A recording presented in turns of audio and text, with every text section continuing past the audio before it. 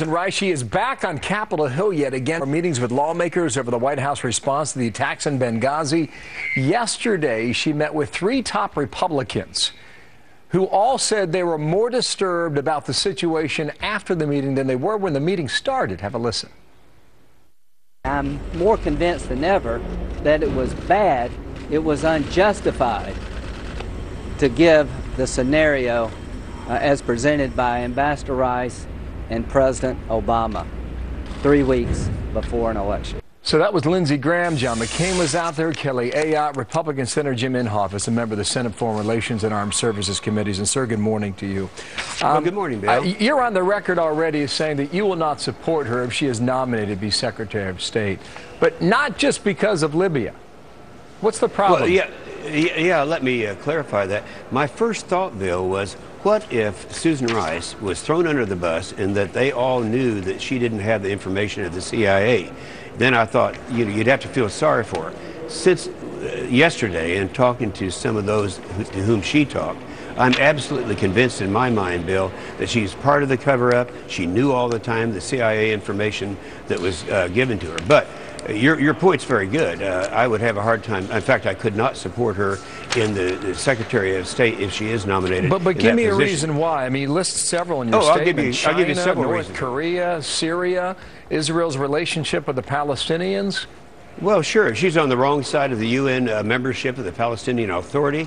She's on all of these giveaway sovereignty things that come up in the United Nations. She's on the opposite side of where I am. She has kept on funding UNESCO, which was in violation, I believe, of the instructions given to her through the law. And so she's on the opposite side of every issue that I am. So for that reason, I would have opposed her anyway. But it appears to me, I'm now convinced. Yeah, it appears to me and many others that when we listen to folks like yourself talk, that this issue is much bigger than Susan Rice and the potential position of Secretary of State. Well, let me just drill down on one area here.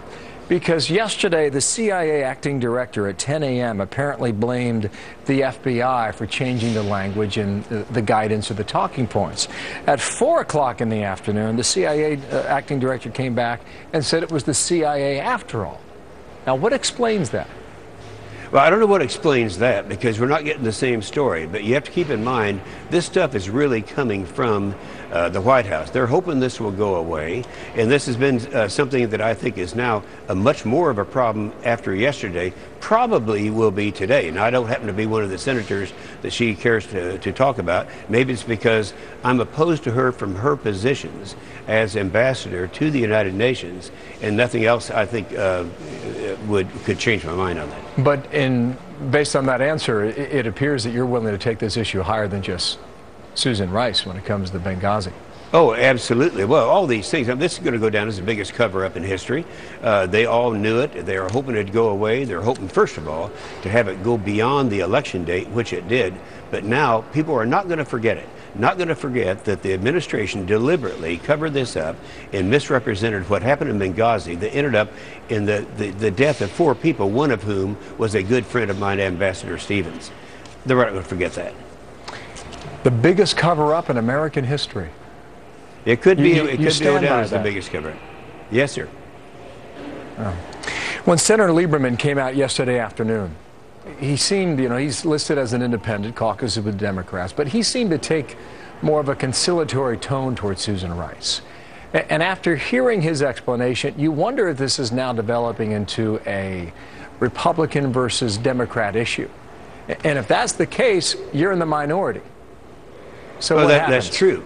Well, let's keep in mind now that Senator Lieberman is neither a Republican nor a Democrat, but he is on the Democrat side. Generally, his attitude toward the multinational organizations is much different than mine. So I think it goes back to what do you see in that role? And that's what I think his position is. But does the issue move forward if it's Democrats on one side and Republicans on the other? Or was this some sort of trial balloon floated by the White House to see how Susan Rice was received by your fellow senators on the Hill? I think that's part of it, and I think it's also a part of checking out to see if there's enough support there, should he nominate her to be Secretary of State, that she would be able to survive that. And I think that they're in the process of learning that now. I hope that they could not. It is an intriguing issue, sir. Thank you for your time. We're going to watch and see what comes of these meetings today. We did not expect the reaction we got yesterday from McCain, Ayotte, and Graham, but it was a major headline. Sir, thank you, Senator. Yes, sir. Thank you, Bill. All right, Martha. Scary.